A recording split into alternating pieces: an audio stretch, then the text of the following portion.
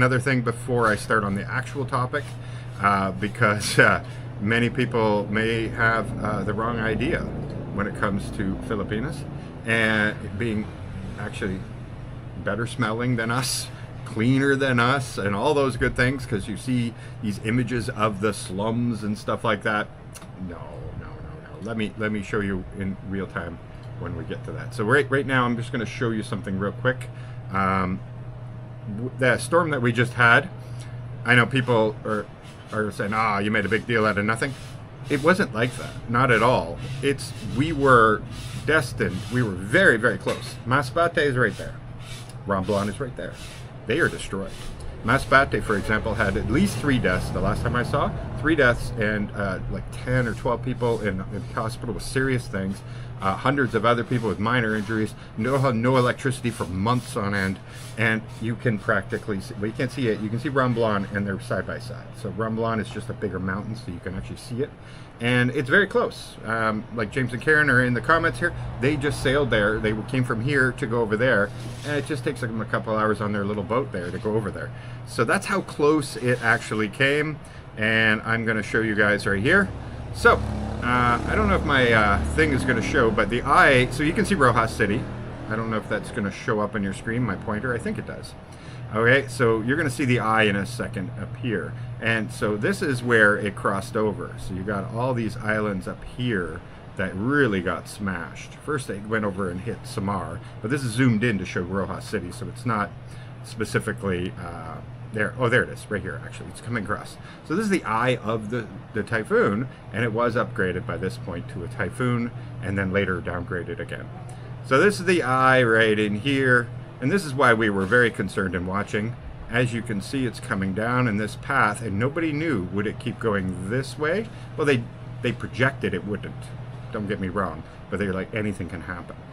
So it all depends on like temperatures in the sea and stuff like that, and winds.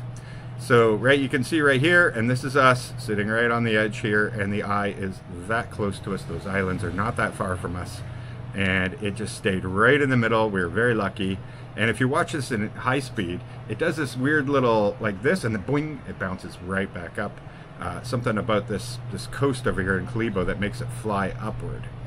So yeah, that's how close we came to the eye. So it was pretty good.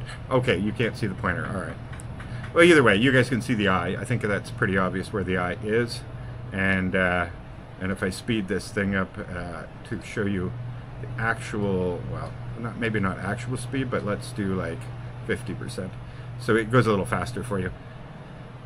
I had that 10% speed, but there you go. That's it right there. And you can see it coming very close to Rojas City. And then it does this weird little jump and then straight up instead of going straight right there. So that's how close we actually got, and that's why we were a little worried. That's all. It was one of those things where it wasn't worried enough for me to go off to the hotel, but we wanted to keep an eye on things because, yeah, you want to be awake if you need to do anything. And we weren't actually awake when this eye passed. That was between 5 a.m. and 9 a.m. So we just decided that it was fine to go to bed. So anyway, I know people said, there was a lot of people online saying that we were absolutely nowhere near the Typhoon, and I'm like, I don't think you really know where it went, because those islands are just trashed right now, and it's really sad what's going on over there. Anyway, guys, welcome. Now that we have more people here, we can actually get on the actual topic, and I'm sure a lot of you have seen that Filipinos, and excuse me, I guess I am sick still a little bit. A lot of people had seen that in the Philippines, not everybody has a shower, like a building with a shower, right? A shower head. And very few actually do.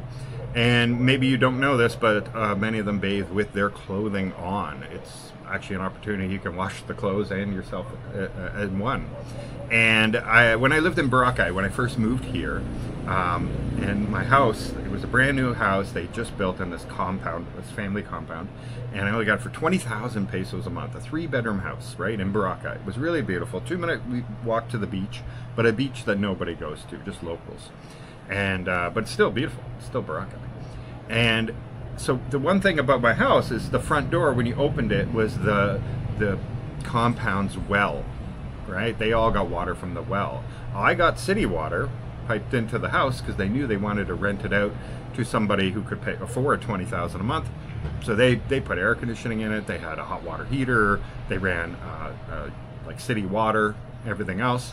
And fun fact before I go on, the city water in Boracay, I tested it multiple times, cleaner than US standards for drinking water.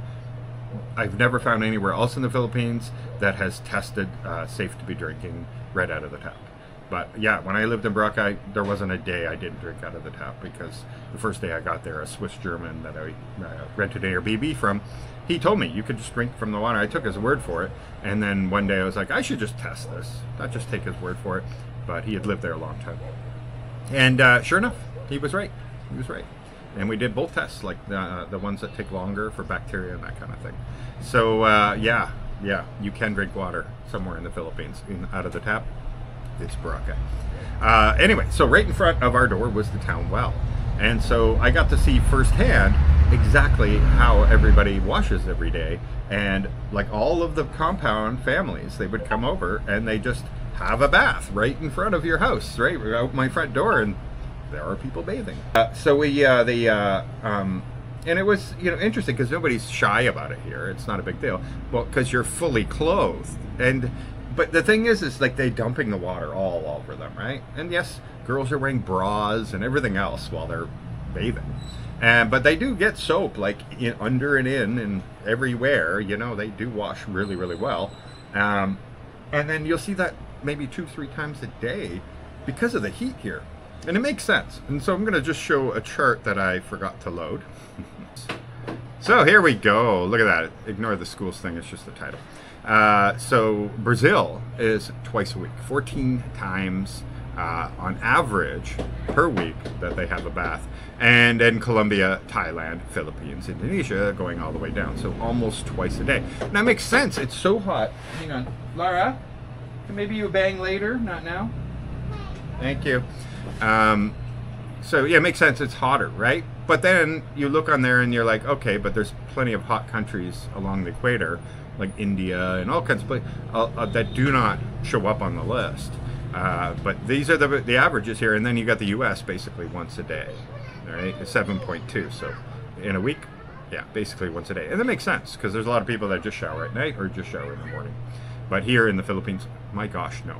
But that's not it. It's not just like how often they bathe, and they do. They wash all of the time. Cleanliness literally is important here. What did they say? Cleanliness is next to godliness.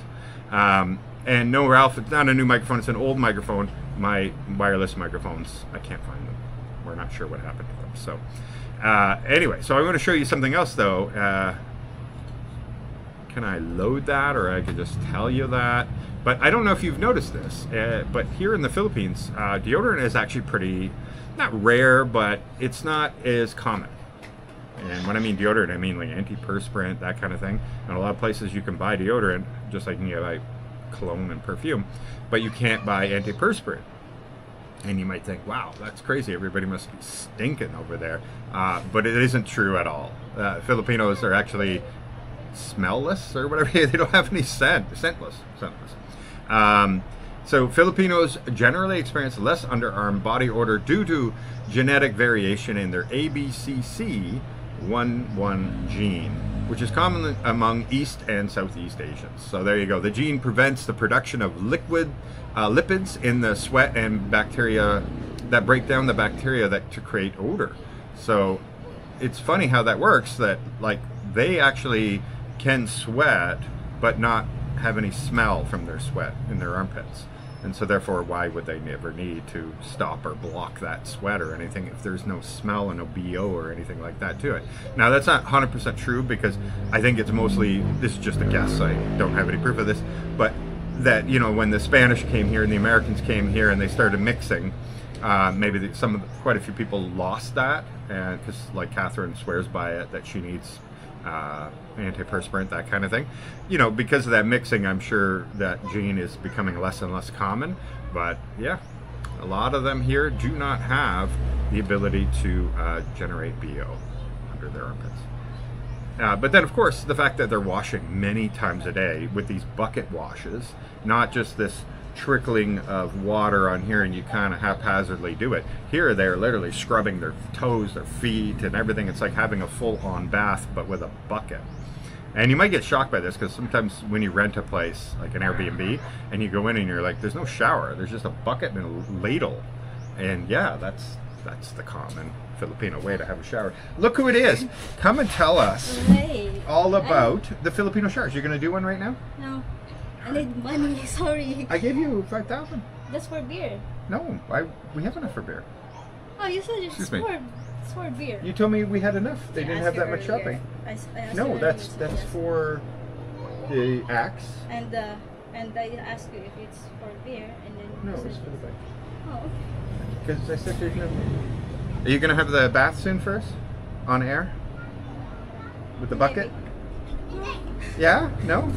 No? No? I know. I was wondering if you want to do it again. No. You probably sweat. I'm not sweating. Yeah. Do you get BO? I'm not sweating. They can't hear you unless you get close. I'm not sweating.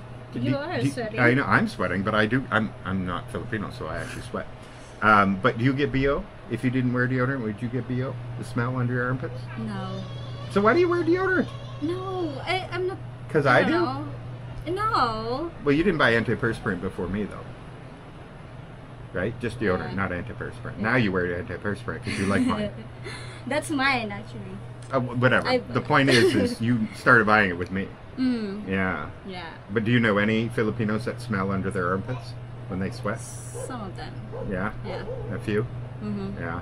But is it normal for people to think that foreigners are stinky because they all get BO? Yeah, that's a thing here.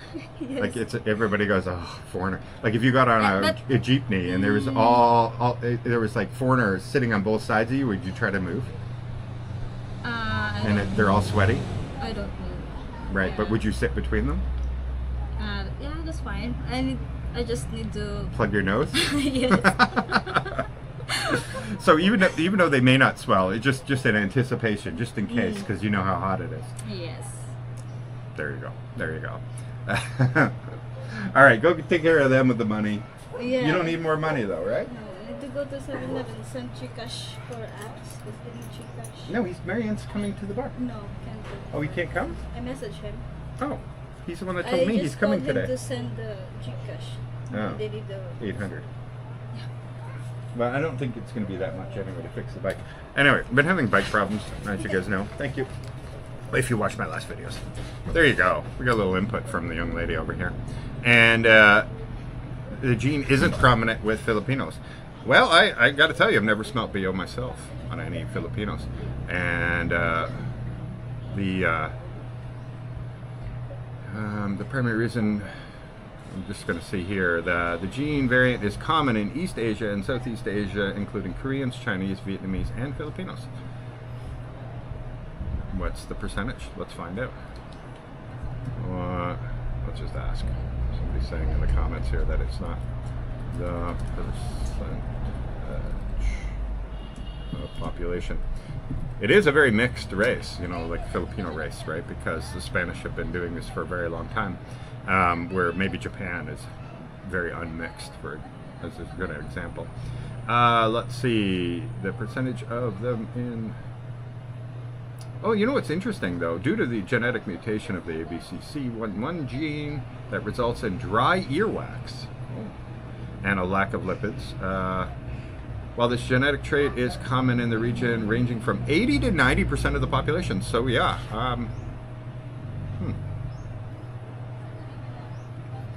according to, what is this? I don't even know. This is Google's AI, Gemini. According to Gemini, it's 80 to 90%. But, I don't know, look it up yourself, I guess. So anyway, there you go. You got it from Catherine here. I know that you will get, I've been in situations where I will go in and sit down and I'll be like the only one. But then other Filipinos will come in, like into a jeepney, for example, and they won't sit anywhere near me. They will all sit as far away as possible. And it doesn't mean you smell, it just means they are anticipating you probably smell like BO. They often have no scent at all, right? listen, you take a woman to bed here, you'll notice there's a bit different smell. It's not as bad as you think it is. It's not like, I know it's also probably the variety of foods, the types of foods and stuff like that, that might be a different one. Now, if you have somebody who just eat dry fish all day long, you might get a whole different smell. I don't know. You guys let me know in the comments. I don't know anybody that eats a lot of dry fish, but if they do, maybe that changes, or something else, maybe something else in the diet. But Filipino diets are not very like overly spicy, overly garlicky, you know, that kind of thing. They do have a lot of salt, don't get me wrong, and sweet, but that must play a part. I think that they don't have anything overly spicy. There's no heavy curry. There's no anything that you would excrete out of your pores that would add to the greatest amount of smell or whatever. I don't know. Whatever you guys think, you let me know on that. But there you go. I was going to get her. I thought she might. I didn't think she would. I told her she was more than allowed to have a little bath here on camera. I knew she wouldn't get to it. But I can tell you, she washes probably 3 times a day, like I mean full-on shower. And we have showers here, we don't use buckets. And Laura, twice a day, she makes Laura go into their shower twice a day. And it doesn't matter, of course, if they go in the pool, then it adds another one, because they'll shower after that. If they go in the ocean, you're definitely going to shower again. Yeah, they love cleanliness here. It is a big thing. So if you come here and you think you're going to shower every 2 to 3 days, you won't be very popular with the ladies at all. I'm pretty sure you will not. So yeah, there you go. So that's it. I'm going to make this part of the episode the short part that I can cut out later, because people always say, I'm not watching that. That's 3 hours long. But for the live stream, you guys got me. I'm sick of, yeah, whatever. But now, anything you want, put it down in the comments. Now we're going to go through anybody's in here, because I haven't put out many videos in the last few days, maybe in the last week or so, because I've been having problems with YouTube. So they've been changing my upload times. Even this live was scheduled for 2 a.m. tomorrow. But I didn't. I scheduled it for my normal time. Well, actually, I made it 11 this morning instead of 10. And so I like an hour and a half before I started or something, Catherine says to me, Michael, your live stream's set for 2 a.m. I'm like, what? Yeah, 16 hours from now. I'm like, no, it's not. No, it's not. I swear it's not. And sure enough, it did.